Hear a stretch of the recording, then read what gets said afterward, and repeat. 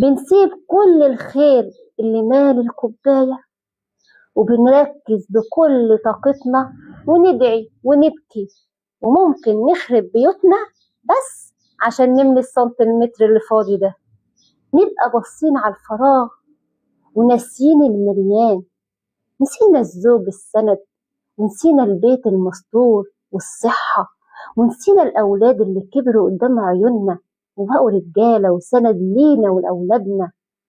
الشيطان بيضحك علينا ويحسسنا إن الراحة في السنتيمتر اللي ناقص ده، بس الحقيقة إننا لو دلقنا الكوباية عشان نملى الفراغ لا هنطول راحة ولا هنعرف نرجع الخير اللي كان في إيدينا ورميناه.